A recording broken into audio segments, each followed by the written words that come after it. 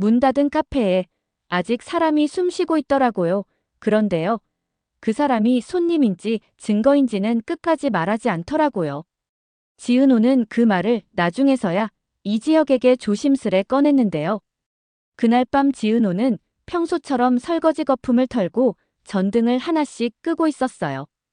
에스프레소 머신 전원을 눌렀는데 스팀 소리가 멎어야 하거든요. 그런데 귀 뒤에서 아주 가느다란 숨소리가 여전히 살아있었더라고요. 누구세요? 라고 낮게 물었는데요. 대답은 없고 테이블 아래서 휴대폰 진동이 아주 짧게 하고 울렸습니다. 화면엔 단어 2개만 떠 있었죠. 조용히. 발신자 비공개. 지은호는 순간 이 공간이 은신처이자 누군가의 메시지함처럼 쓰였다는 느낌을 받았는데요. 그 순간의 서늘함이 등줄기를 스쳤습니다. 첫 연락은 이지혁이 아니라 지강호에게 갔습니다. 이유를 따지면 길어지는데요. 지은호는 오래전에 거절당했던 기억 때문에 위급할수록 이지혁에게 전화를 미루는 버릇이 있었거든요. 지강호는 전화를 받자마자 숨이 가빴습니다. 누나, 나 지금 못 가. 빈 문제로 애들이 근처에 있는데요. 그 한마디에 지은호의 마음이 덜컥 내려앉았어요. 카페 안에는 정체 모를 누군가가 있고 카페 밖에서는 동생을 쫓는 사람들이 있다니 두 겹이 위험이 한꺼번에 포개지는 느낌이었거든요. 그때 문이 아주 살짝 흔들렸습니다. 마감 이후엔 밖에서 당겨도 꿈쩍 안 하는 문인데요. 미세한 떨림이 안에서부터 전해졌다니 지은호는 숨을 멈추고 바닥에 종이컵을 주워들었어요. 안쪽 벽면에 이상하게도 얇은 라벨 조각이 붙어 있었고 잉크가 번진 자국이 남아 있었습니다. 누구의 손길이 최근에 스쳐간 흔적, 그리고 문서에서 떼어낸 것 같은 모서리. 왜 하필 내 카페일까? 라는 질문이 손끝을 떨리게 했습니다. 어둠 속에서 한 사람이 천천히 일어나더니 낮게 말했어요. 겁주려던 건 아니었는데요. 잠깐만 피난처가 필요했어요. 소리는 예의 바르고 조심스러웠는데 묘하게 단단했어요. 불빛 쪽으로 나왔을 때 지은호는 그 얼굴을 바로 알아봤습니다. 박영나였습니다. 고성희의 딸, 박성재의 배다른 동생. 늘 우아하고 조심스러운 태도를 잃지 않던 그 박영나요. 영나 씨, 왜 여기서? 지은호가 묻자 박영나가 휴대폰 화면을 내보였는데요.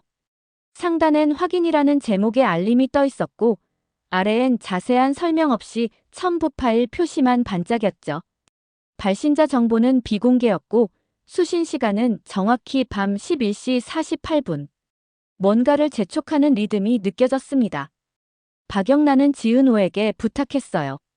오늘 밤 아무에게도 말하지 말아주세요. 특히 엄마한테요. 엄마라는 말이 나오자 지은호는 본능적으로 고성희를 떠올렸습니다. 사람들은 그녀를 우아하다고 칭찬하면서도 계산이 빠르다고 속삭였죠. 지은호의 입술이 열리려다 닫혔습니다. 묻고 싶은 게 산더미였지만 박영나의 눈빛이 무너질 듯 위태로워 보였거든요. 결국 지은호는 이지혁을 불렀습니다. 잠깐만 들러줄 수 있어요? 이유를 다 묻지 않을 사람, 감정보다 기록을 먼저 세우는 사람, 그러나 사람을 다치게 하지 않는 거리를 아는 사람. 이지혁이었습니다. 도착한 이지혁은 카운터 안쪽의 접속 로그를 먼저 살폈어요. 마감 이후 와이파이에 낯선 기기가 붙어 있었고 방금 울린 휴대폰과 일치하더라고요. 영나 씨, 그 메시지 누가 보냈습니까? 이 질문에 박영란은 잠깐 고개를 떨궜습니다. 발신자를 확인하기 어렵게 만들어졌어요. 내용은 간단했는데요. 자료 확인. 이길 오전 9시 이전 결정. 조용히. 딱 이렇게요. 그 말이 끝나자 공기가 단단히 얼었는데요. 이지혁이 낮게 조용히를 따라 읊었습니다. 이 단어는 요즘 지은호 집안 주변에서 너무 자주 들렸거든요. 정순이의 우편함에 꽂힌 봉투에도 불일치라는 붉은 도장이 찍힌 사본에도 심지어 통화 기록의 빈칸 설명에도 꼭 이 말이 붙어 다녔습니다. 왜 하필 지은호의 카페냐는 질문이 이지혁의 가슴 안쪽을 찔렀어요. 우연치고는 중심이 너무 정확했거든요. 박성재는 그 시각 다른 자리에서 가족이라는 단어에 마음을 한 번 더 긁히고 있었습니다. 박진석은 사람들 사이를 호탕하게 돌아다니며 어깨를 두드렸고 고성희는 곁에서 부드럽게 미소 지었죠. 성재, 좋은 날일수록 좋은 소식이 어울려.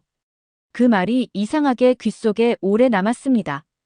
요즘 가족이라는 단어가 칼날처럼 들렸거든요. 그래서일까요?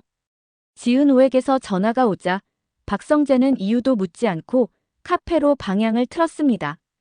오늘은 야식으로 에스프레소 얼음. 그는 습관처럼 농담부터 던져 긴장을 풀어보려 했는데 곧 표정을 거두었죠.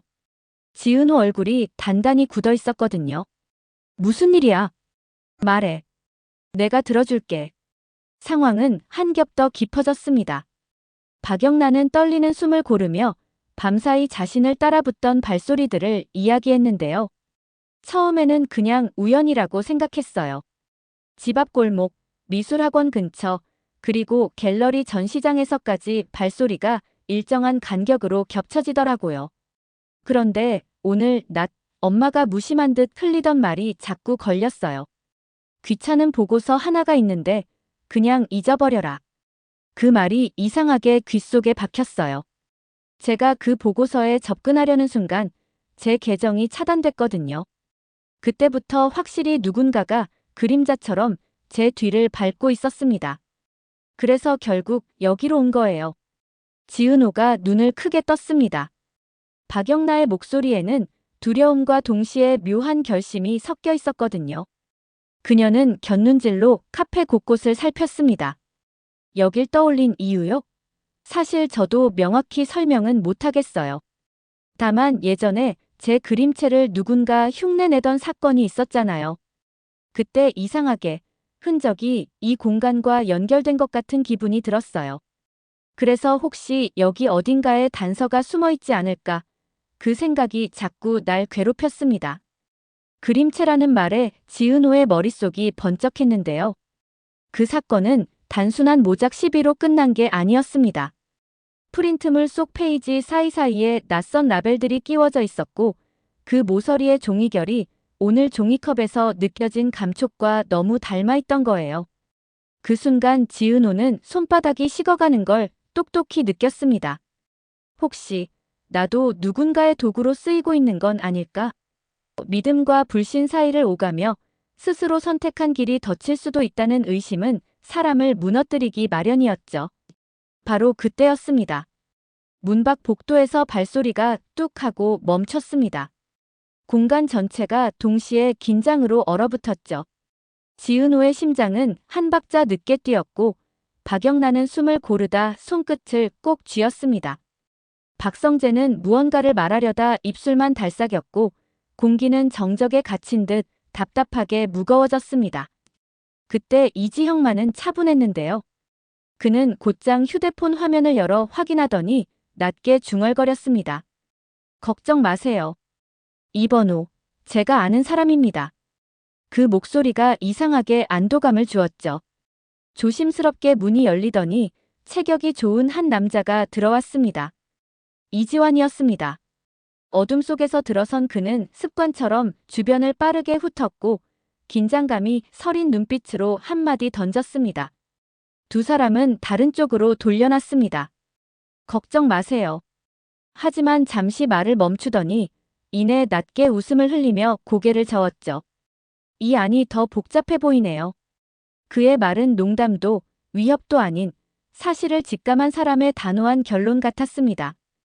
카페 안에 모여든 네 사람의 얼굴을 차례로 바라본 이지환은 가볍게 숨을 고르더니 지은호와 눈을 마주쳤습니다. 그 짧은 순간 둘 사이에는 수많은 대화가 오간 듯 했는데요. 결국 이지환은 천천히 고개를 숙였습니다. 짧고 묵직한 인사, 그 미묘한 눈빛 교환이 이상하게도 카페 안을 단단하게 만들어주었죠. 지은호는 그제야 조금 숨을 고를 수 있었습니다. 혼자가 아니라는 사실, 피로에 젖은 마음속 깊은 곳에서 느껴지는 작은 안도감이었습니다. 그러나 동시에 이곳이 더 이상 단순한 피난처가 아니라는 확신도 선명해졌습니다. 숨막히는 긴장은 이제 시작일 뿐이라는 걸 모두가 직감했거든요. 이어서 사건은 핵심을 드러내기 시작했습니다. 이지환이 작은 봉투를 꺼내 지은호에게 건넸는데요. 겉면에는 볼펜으로 큼직하게 확인이라고 쓰여 있었고 안에는 의견서 일부가 복사돼 들어 있었어요. 상단 문구가 모자 관계를 암시하는데 이름 칸이 뜯겨나간 흔적이 있었죠. 형광펜이 닿았다 떼어진 자국, 누군가가 일부러 가린 듯한 칠. 지은호가 종이 결을 더듬자 아주 얇은 속지가 한 장 더 낀 게 손끝에 걸렸습니다. 그 순간 정순이의 눈빛이 머릿속을 스쳤어요. 오래 버텨온 엄마의 떨림, 언젠가 조용이라는 말을 들은 뒤 숨을 죽이던 그 표정.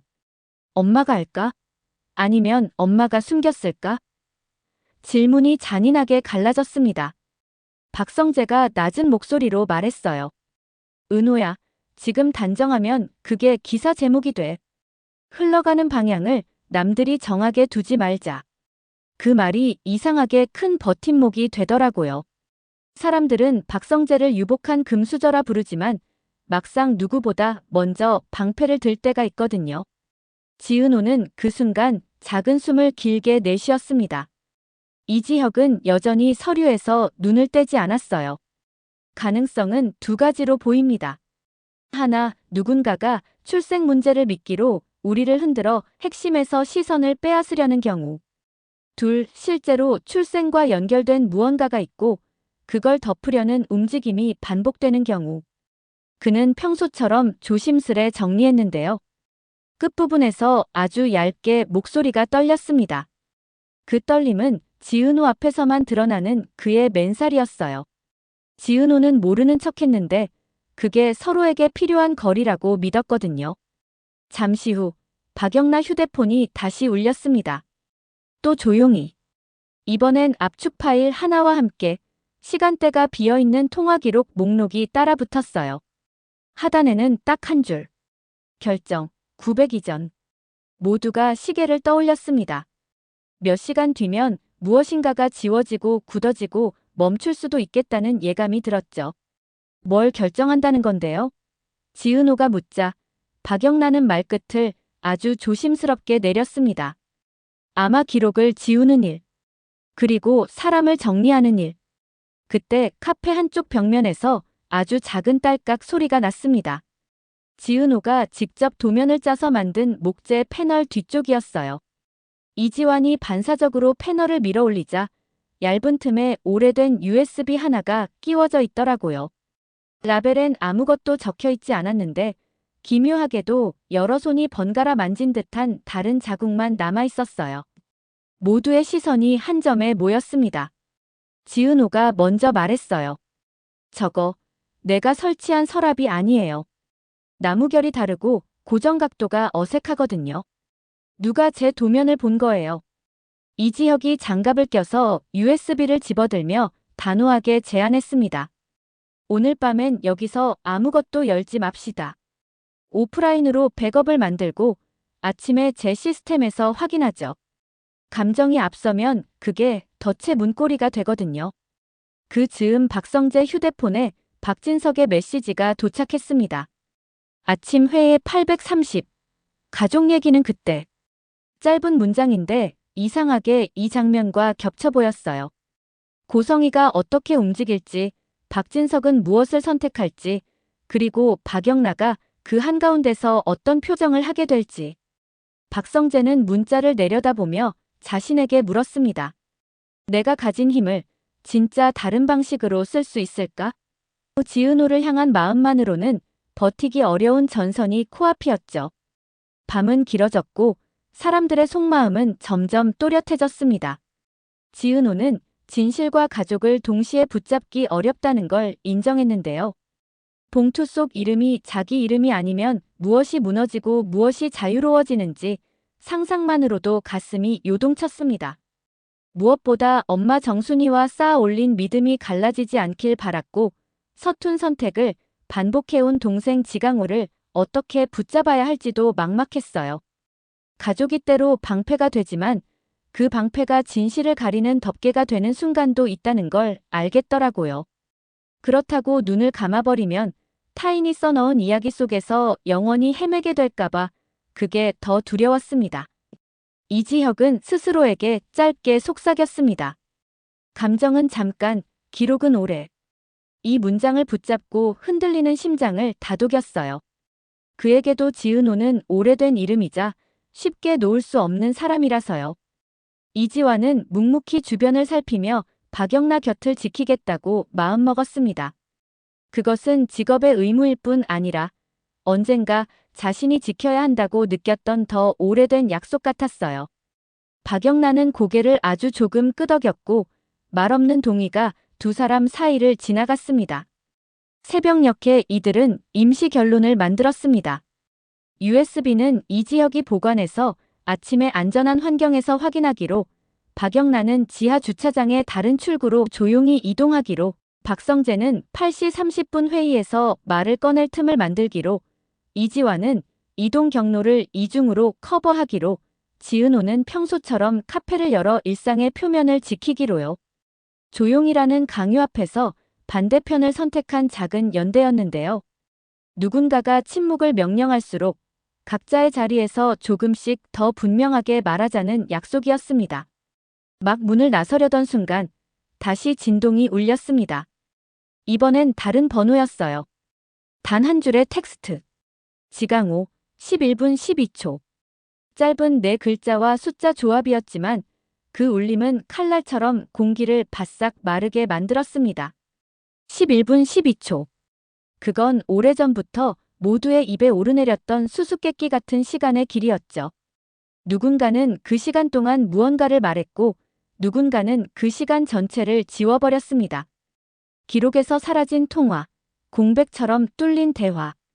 그리고 이제 그 시간의 주인으로 지강호가 지목된 셈이었습니다.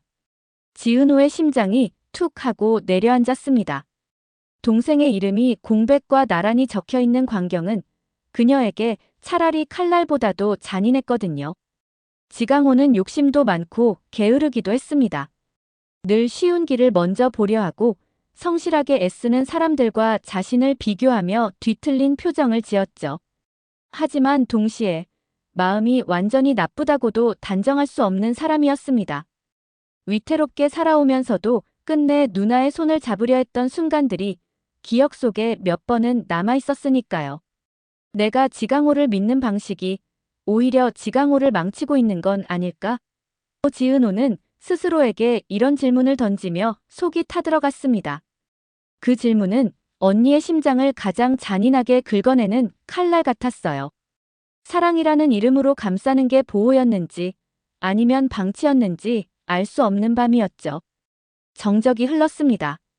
공기가 단단히 굳은 듯했고 누구도 먼저 입을 열지 못했습니다. 그때 박영나가 아주 낮게 거의 속삭이듯 말했습니다. 혹시 그 시간에 엄마 목소리도 들어있을 수 있어요. 그 한마디는 방 안의 공기를 또 한 번 꺾어버렸습니다. 순간 카페의 온도가 뚝 떨어진 것 같았죠. 고성희의 목소리. 가족이라는 단어를 칼처럼 쓰던 사람의 목소리. 웃으며 다가오되 그 웃음 끝마다 거래와 계산이 스며 있던 사람. 조용이라는 말을 습관처럼 던지며 진실을 덮는 걸 하나의 예절처럼 여기던 사람. 모두가 그 목소리를 동시에 떠올렸습니다. 박성재는 무겁게 고개를 숙였고 이지화는 주먹을 꽉 쥔 채로 문 쪽을 바라봤습니다. 이지혁은 눈을 가늘게 뜨며 머릿속에서 잊으려 했던 기억들을 꺼내어 조합하기 시작했죠. 그리고 지은호 그녀는 단숨에 호흡이 막혀버렸습니다. 동생 지강호의 이름과 엄마 같은 존재의 목소리가 한 줄 안에서 겹친다면 그건 단순한 오해가 아니라 새로운 지옥의 문이 열리는 거였으니까요. 누구도 쉽게 다음 문장을 고르지 못했습니다. 이 순간만큼은 말이 독이 될 수도 해답이 될 수도 있었거든요. 침묵조차 선택처럼 무겁게 흘러내렸습니다. 마치 카페 안 모든 시계가 동시에 멈춘 것처럼 사람들의 눈빛만이 서로를 조심스럽게 겨누고 있었습니다. 박영란은 손등으로 이마를 한 번 쓸어내렸습니다. 얇은 떨림이 아직 남아있었는데요. 엄마는 늘 말했거든요. 가족은 소란 없이 움직일수록 안전하다고요. 그런데 이상하죠. 소란을 피우지 않으면 나쁜 일들도 소리 없이 지나가 버리더라고요. 그 고백이 공중에 떠 있는 동안 지은호는 가슴 어딘가가 아주 작게 쓸려 나가는 느낌을 받았습니다. 가족이라는 단어가 위로가 아니라 명령처럼 들릴 때가 있거든요. 다정함이 칼집이 되는 순간은 늘 너무 조용해서 뒤늦게 피를 보게 만들고요. 아무도 잠들지 못한 새벽이 흘러갔습니다. 카페 안쪽에서는 종이컵 벽면에 잉크 자국이 희미하게 번져 있었고 카운터 위 계산기의 시간은 느리게 숫자를 넘겼습니다. 동이 트기 직전의 빛이 유리창 가장자리로 스며들며 얇은 테두리를 만들었는데요. 그 빛이 마치 5개의 서로 다른 문 아침 8시 30분의 회의, 9시의 결정, USB 안의 자료, 봉투 속 이름의 빈칸, 그리고 11분 12초의 공백을 한 줄 복도로 연결하는 형광 표지처럼 보이더라고요. 문을 연다고 해서 반드시 구원이 기다리는 건 아니지만 문을 열지 않으면 무엇이 있는지 영영 모르게 됩니다. 그건 어른이 된다는 일과도 닮았죠. 모르는 척 지나칠 자유는 달콤하지만 한 번 눈을 떴다면 그 다음엔 책임이 따라오거든요. 8시를 막 지나 사람들이 움직이기 시작했어요. 박성재는 휴대폰을 내려놓고 스스로에게 짧게 말했습니다. 오늘은 농담으로 시간 못 번다. 그는 익숙한 넥타이를 맨 채 익숙하지 않은 방법을 떠올렸습니다. 회의에서 가족이라는 단어를 방패로 쓰지 않는 방법, 그리고 말의 순서를 바꾸는 방법. 불편한 사실을 먼저 꺼내고 안부는 그 다음에 묻는 방법 말이에요. 마음이야 어지럽지만 그는 자신이 가진 자리를 빈 의자가 아니라 유효한 자리로 만들고 싶었습니다. 좋은 날일수록 좋은 소식이라는 말이 어제는 누군가의 미소였는데 오늘은 시험 문장처럼 느껴졌거든요. 이제 8시 20분. 이지혁은 USB를 더블백 안쪽 포켓에 넣고 별도의 외장 장치에 복사본을 만들어 두었습니다. 위험은 항상 복수의 출구를 필요로 하니까요. 그는 스스로에게 단순한 규칙을 하나 더 세웠습니다. 오늘은 추정으로 사람을 밀지 않는다. 기록으로만 문을 연다. 그 규칙은 차갑지만 사람을 다치게 하지 않기 위한 최소한의 울타리이기도 했습니다. 그 울타리 안에서만 버틸 수 있을 때가 있거든요. 8시 27분, 박영란은 거울을 보며 자신에게 속삭였어요. 나는 오늘 누군가의 알리바이가 아니야. 그 말이 스스로에게 준 용기가 생각보다 컸습니다. 늘 단정하게 고개를 끄덕이던 습관에서 반 발짝 물러서는 일, 그게 의외로 사람을 곧게 세우더라고요. 이지환은 차 키를 돌렸다가 멈추며 짧게 말했습니다. 누나, 끝까지 같이. 말의 길이는 짧았지만 약속의 길이는 길었습니다. 그리고 8시 29분. 유리창 테두리의 빛이 한 칸 더 밝아졌습니다.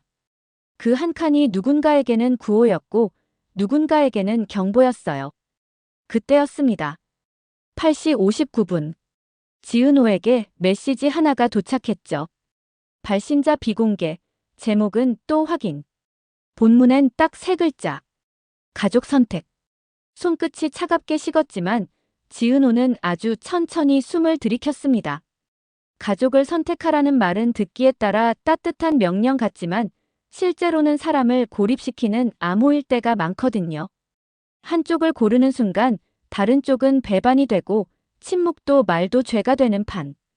그래서 지은호는 멈춰 섰습니다. 이제부터는 누가 시키는 침묵이 아니라 스스로 고른 침묵과 스스로 택한 발화를 구분해야 한다는 걸요. 문고리를 잡은 손이 아주 조금 덜 떨렸습니다. 지은호는 머릿속에 떠오르는 이름들을 차례로 지나가게 했어요. 이지혁의 차분한 목소리 감정은 잠깐이고 기록은 오래다. 박성재의 진심 섞인 눈빛 흐름은 우리가 정하자. 박영나의 낮은 호흡 나는 증인이 아니라 주인공이다. 그리고 이지환의 짧은 약속 끝까지 같이. 그 4가지가 마음 한가운데 자리를 잡자 11분 12초의 공백이 자막처럼 떠올랐습니다. 다음 장면은 증거가 말할 차례예요. 그 문장이 이상하게 손을 잡아 끌었어요. 오늘은 말보다 기록이, 구호보다 절차가, 감정보다 선택이 더 멀리 가는 날일지 모른다는 예감이 들었거든요. 그때 또 한 번 진동. 이번엔 낯선 번호가 아니었습니다. 지강호였죠. 메시지는 단순했어요. 누나, 나 지금 말해야 할까요? 아니면 조용히 있을까요? 지은호는 숨을 한 번 고르고 바로 답장을 보냈습니다. 지강호, 오늘은 도망치지 말자. 말할 건 우리가 고르고 침묵은 우리가 정하자. 전송 버튼을 누르는 순간 지은호는 문 밖의 소음이 달라졌다는 걸 느꼈습니다. 출근 시간의 발소리, 횡단보도 신호음, 멀리서 들려오는 아이들 웃음소리. 일상은 늘 자기 속도로 걸어가죠. 누군가의 세계가 뒤집혀도 바깥은 큰 변덕 없이 계속 흐릅니다. 그래서 어떤 결심은 거창한 선서가 아니라 문고리를 돌리는 작은 힘에서 시작되곤 하거든요. 지은호는 문을 열기 직전 엄마 정순이의 얼굴을 떠올렸습니다. 남편이 세상을 떠난 뒤에도 식당 불을 꺼뜨리지 않으려고 새벽마다 일어나 밥을 지어 내던 사람, 조용이라는 말이 떨어지면 누구보다 먼저 자신을 낮추고 딸과 아들을 먼저 챙기던 사람. 동시에 동생 지강호가 어릴 때부터 지닌 자격지심과 서툰 선의를 함께 떠올렸어요. 가족이 때로는 방패가 되지만 오늘만큼은 내가 앞에서 막아야겠다, 그 생각이 조용히 가슴에 앉았습니다. 문이 아주 조금 열렸습니다. 차가운 공기가 확 들어왔고 커피 볶는 잔향이 다시 흘렀어요. 이지혁에게 보낼 짧은 메시지가 머릿속에 떠올랐습니다. USB, 아침 확인. 난 문 엽니다. 박성재에게 보낼 말도 정리됐습니다. 회의에서 말의 순서 바꾸자. 안부는 나중에. 박영나에게는 이렇게 적고 싶었어요. 당신은 오늘 타인이 만든 이야기의 들러리가 아니다. 그리고 지강호에게는 이미 보낸 그 한 줄을 다시 마음속으로 읽었습니다. 도망치지 말자.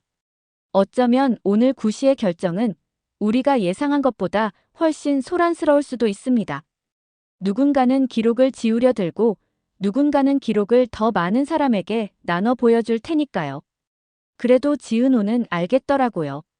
가족 선택이라는 문장이 시험지의 문제라면 정답은 하나가 아닐 수도 있다는 걸. 어떤 날은 말하기가 정답이고 어떤 날은 기다리기가 정답이며 아주 드문 날에는 조용히가 정답일 수도 있다는 걸요. 다만 오늘만큼은 누가 시킨 침묵이 아니라 내가 고른 침묵이어야 했습니다.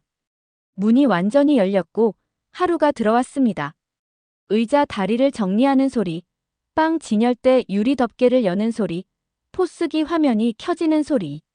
작은 소음들이 돌아오자 밤새 귓가에 맴돌던 가족 선택이라는 말이 조금은 덜 무겁게 느껴졌습니다. 선택은 누가 시킨다고 되는 게 아니라 내가 결정하는 거니까요.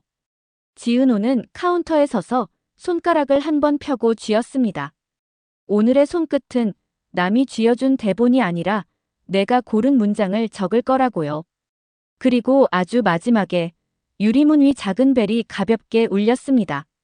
첫 손님이 들어왔고 그 뒤로 새로운 시간이 따라 들어왔습니다.